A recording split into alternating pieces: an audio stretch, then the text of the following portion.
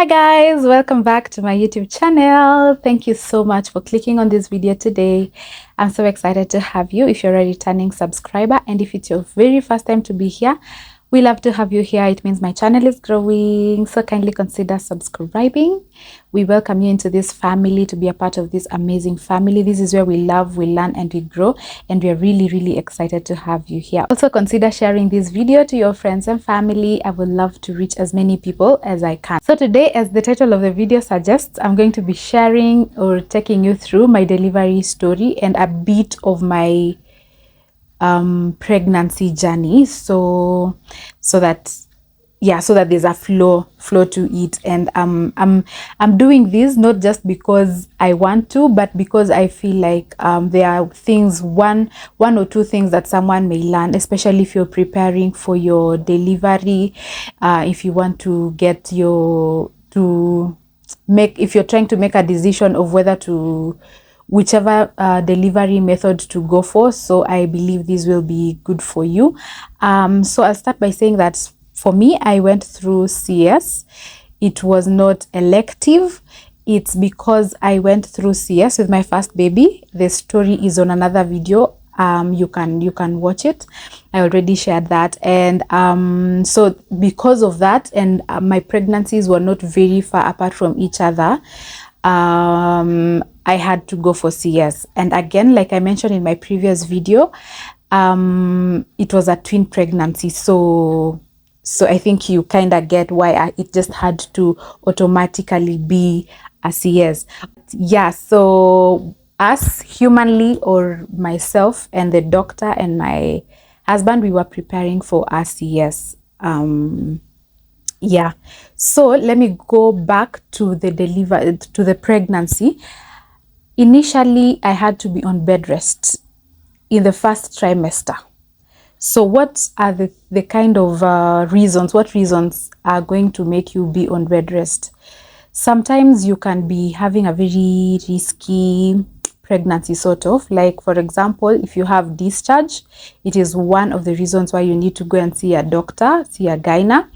If you are also feeling a lot of cramping in the beginning, the early stages, if it's a lot, although I still believe that in the beginning, like we had discussed with us, Nurse Joy, who had come to have the conversation with you some times back, and she said that it's good for you to see a doctor as soon as you realize that you are pregnant, so that you can walk that journey with a doctor.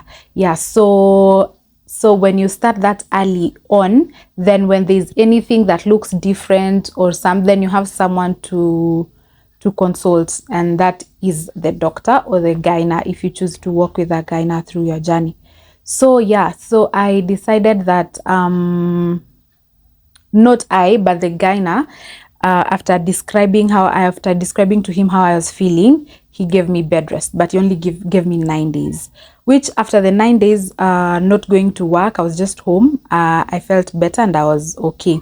What was the reason? For me was I had bleeding. I had some discharge, sort of, which like I said, if you see such a thing that is just not normal, you need to see a doctor. So he gave us bed rest. He gave me bed rest, and I was home for the 9 days, and I was okay. The discharge went away, and I was on medication. So I used to use some medication that he had given me. So so that was it. I went back to work, and then it was easy all the way. But towards the third trimester is when I started feeling a lot of weight, and this is around the same time I was unable to continue shooting because I could not sit long, I could not go out, and I had already given you the other reasons why I was not able to be here on YouTube a lot more than I should have. So it's in my previous video. And let me also say that in the previous video I said I'll be doing a video monthly. Sorry, I meant weekly. I meant weekly. So yeah, I'm hoping that I can be consistent on that, and we can have a video up every week.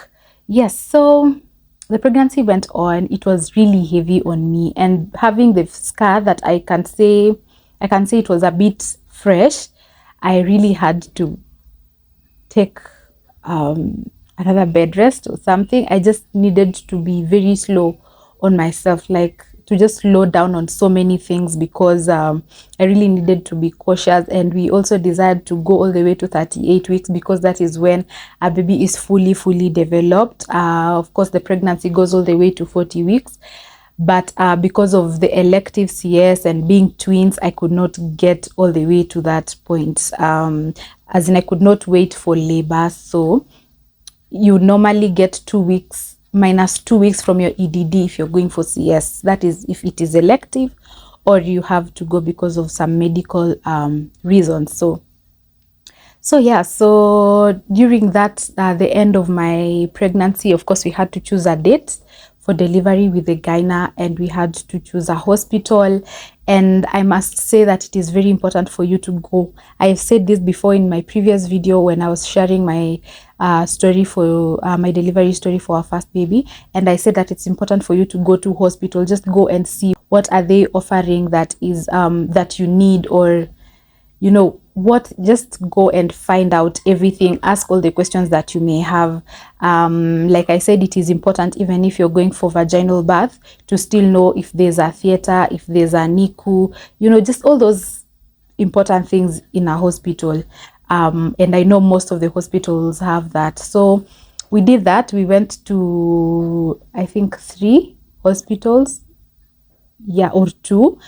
And these ones were suggested by our gyna, because we had to go to a place where he himself was allowed to go and carry the procedure out. Yeah, so know the hospital that you're going to go. Work with the gyna if they can recommend to you where they will be allowed to carry procedure, or they can just suggest to you good hospitals, because I believe they have been to so many, or a number. So that is what we did. We chose the hospital, and then we started preparing, started planning. Of course, like unlike the first pregnancy, I was not in a hurry. I just felt relaxed. I just wanted everything to be in the house, and I was like, I'll just prepare when I'm close to the date. So towards the last in the last trimester, I was really feeling stretched and crampy most of the times, but I thank God for the gyna that we had, because I could call him and he could just answer. And when he's not able, maybe he has of course other clients or other things he's running, then he would text or he will call back.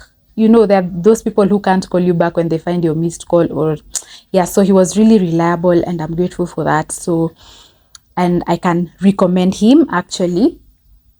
So I used to tell him, this is how I'm feeling, explain everything, and he would tell me, just relax, just do this, just do this. And that is how we got all the way to the 38th week. So now I started going into labor. I did not know exactly how labor is or how it would be, because I was my first baby, like I said, was, we waited for labor, which never came, and then we ended up going for CS at around 40 weeks. Yes, so I did not know what to, like, how it felt, all that. Of course, I had watched videos when I was preparing for my first baby, so I knew, like, I needed to feel pain that would stop, come, stop, come, stop, all that. But this time, my water broke. So my water broke. I was home. I didn't understand. So I just woke up and I was like, Kwani, am I peeing on myself? So I woke up and then I was like, maybe, you know, yeah. So I went, I checked myself, and I thought, it's clear, it's just like urine. Actually, it's just like pee. So I realized it kept on going, like even after I've come from the washroom, it kept on flowing. So just a bit, a little.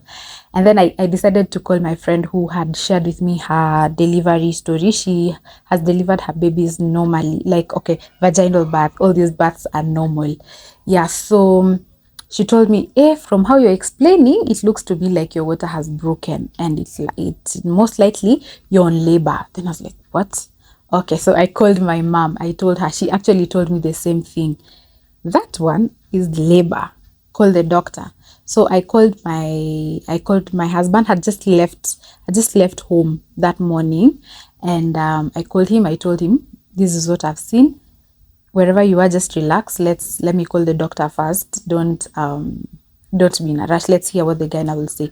So I explained to him, and he tells me that is labor. Let's meet in hospital. What? Had I packed? No. I had just identified things that I will throw into the bag and go. Yes. So plus I thought we had chosen a date. There's no way it can come. There's no way. Plus it's yes. And the EDD was like 2 weeks. So it was just a difference of 3 days from the days that we had chosen. That is when the labor started. Like it was on a Tuesday and we were to go to hospital on a Saturday. Yeah, so that's like 3-4 days. Yeah, so I threw things to my bag. Remember the friend that I had already called to inquire? She was on her way. What? I really thank God for that girl. I'm just grateful. Let me say I'm grateful. And she was on her way. She kept on calling. Mind you, she has kids at home. I have ambushed her, but she had to put everything aside just to come and ensure that everything on my side was okay. And I felt like that one was the kindest thing I experienced that time. So she was on her way. I had already told my husband that the doctor had said we meet in hospital. So they were both coming. Fortunately, they got here. I remember that day. It was so dramatic. My nanny, I had gotten a nanny actually at that time. I said in the previous video, I got a nanny towards the end of my pregnancy. So they had left with our toddler and they had locked the door. Of course, I had another key. So they were there knocking. I was showering to prepare so that by the time they get here, we go. What? They panicked. They started running. Of course, my husband called the nanny and asked her where she was. She had taken my baby to a certain field nearby our home. They had gone to play. So everyone was just running around. I'm just in the bathroom. I'm like, no, let me prepare, So those guys panicked. They were like, what if I have fallen in the bathroom? What if it has actually happened? So goodness, I wouldn't want that. I wouldn't want anyone to go through that. And so that was it. Fortunately, when I was leaving the bathroom is when I had my phone ringing. And then, because you remember, they're trying to call, they're trying to knock, I'm not responding, and the nanny's not here. So it was just all messed up. And then I had the call and then I came to the door. At that time, the nanny had already gotten here with the baby. So the friend of mine helped me to pack things. She was like, this is not enough, add this, all that. At that time, I thought like the flow would just be as little as I saw. Kumbe, it was progressing. Like it was continuing to, like the amounts of water flowing was going to be more and more and more. So I thought just a normal pad would serve me and would be enough for me to get to hospital. She was like, can you take the maternity pads and use it? If possible, I'd make them do, Yes, I was like, okay. So she just finished that statement. When I was walking back, the water was a lot, like one gush, and it was just so much. Where it is important for you to shop early and shop enough. Things like your maternity pads, your disposable panties, whatever you'll be using that time, have them ready with you. Don't wait for the last minute. You'd rather even not have You'd rather not have diapers, because diapers you can buy on your way, or you can buy, I don't know. But those ones, I learned my lesson. Thank God she had come, because I would have messed up in the car as we went. So that was it. So we go all the way to hospital. Of course, it's an emergency. And then when you got to Ngara, that's along Thika Road now. We are headed to Coptic Hospital. I started feeling now pain. And there was traffic. Where? I don't know why there's always traffic in Ngara, even like midday, because that was around 11-ish, 11, 12. Anyway, we made it. We went. And then, you see that roundabout next to Daystar University, like somewhere just after Valley Road, heading to Coptic. A police officer stops us, and that is when I'm feeling pain. Remember, I'm not supposed to go into labor because it's CS. Where? I was like, what if I find myself already dilated to 10 centimeters? So there was all that, but we made it. And then we checked in. The nurses were really nice and so fast. They didn't even wait for ati feel what. No, I was there, checked heartbeats za watoto, and we were up. I was prepared. And when I got to the theater room, the gyna was already there. The what is this called? The pediatrician and the anesthetist. They were already there, prepared and waiting for me. Thank God for also hospitals that have more than one theater. So I checked in immediately, because in my previous hospital, it was like, I don't know, 1 or 2, because mine was not very urgent, like it was not an emergency. So another person would come and it is an emergency, and they'd tell me, you'll have to wait for another 1 hour, you have to wait, like 3 people had to go ahead of me. I thank God for this one, because I didn't have to wait for anyone, I didn't have to interfere with anyone's anything. So, or I don't know how they did that. So we got into the theater, and wow, I was a bit tense, and the anesthetist could see that. So he started by, I think this is what they do. And so he started by talking and just telling me things. Before you know it, the injection is in. And that is what also happened with my first, these anesthetists. So far, the ones I have that injected me, the 2, have been really nice. And remember, all these were done by the preparations of the pediatrician and the anesthetist was suggested by my gyna. So it was really easy for us. We didn't have to search and whatever. So he just recommended, and it was really nice.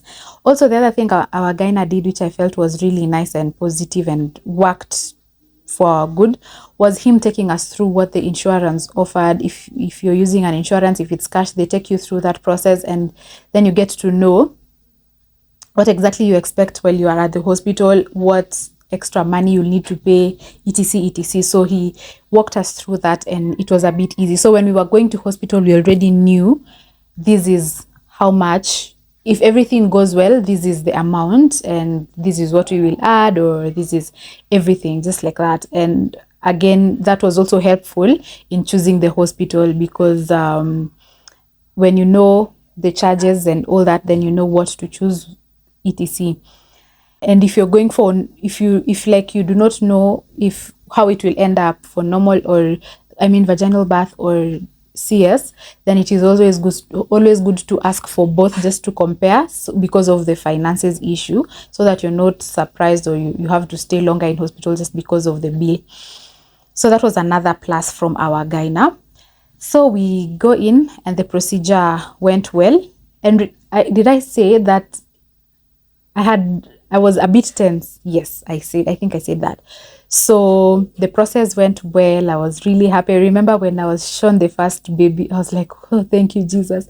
Where's the second baby? Then a minute later, the second baby, because they were not in the same sack. These are fraternal. The identical twins are usually in the same sack. So yeah, but they were separated by a very thin membrane, which the sonographer told us that it could be identical or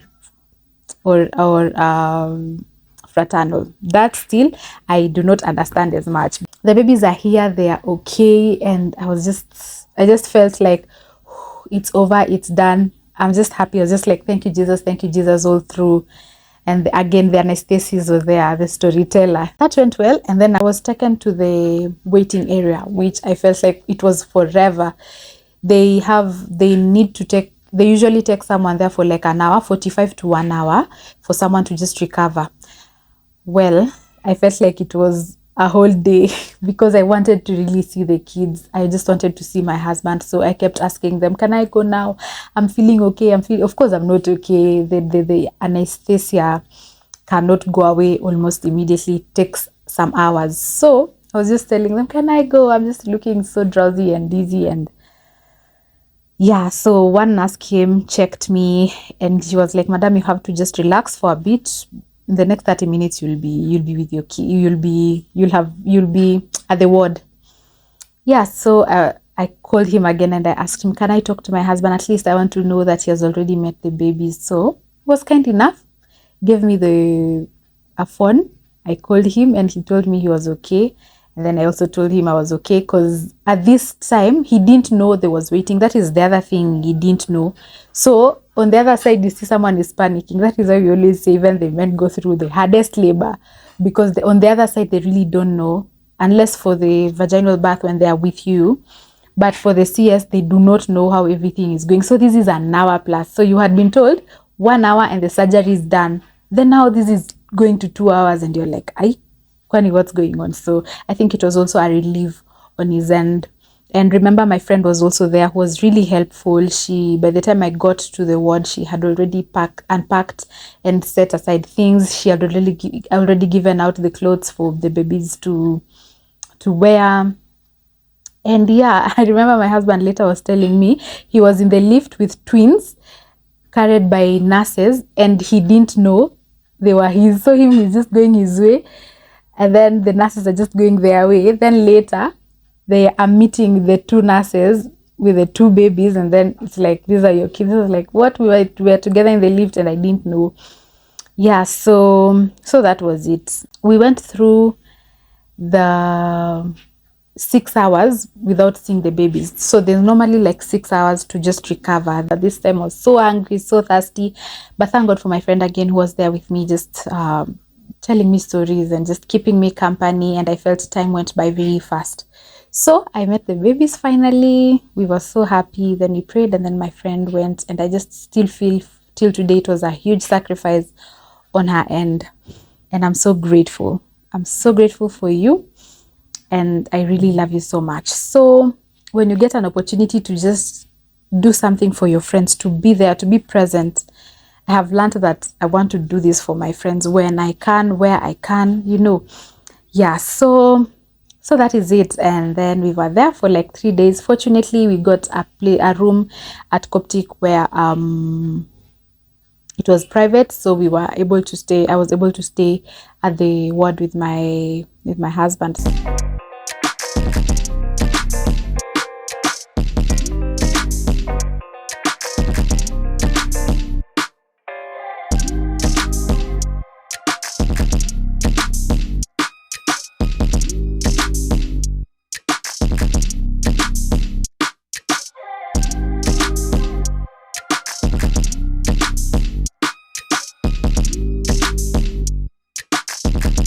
So immediately I saw the babies, I tried feeding them. I had milk almost immediately. Unlike with my firstborn, I had milk like day 4, which was really stressing because the baby kept on crying and I didn't have milk. Yeah, so these ones I just had milk like immediately, so I fed them and then I went to sleep. Yeah, but anytime they just woke up, I just somehow woke up. But the first few hours they really slept. So myself and my husband were just on their watch, on their look. I mean, we were just watching them. So that is what happened. And then on day 3, we were discharged. The process was also really easy, despite the long queues, because Coptic is quite big and there are quite a number of people. So, but the process was smooth and easy. There were no back and forths a lot. Fortunately and thankfully, my other friends came on the day of delivery, on the day of discharge, to wait on us and then come with us home. And it was just another beautiful thing. I'm really grateful to you ladies, and also to all the people, my friends and family, who came to visit at the hospital.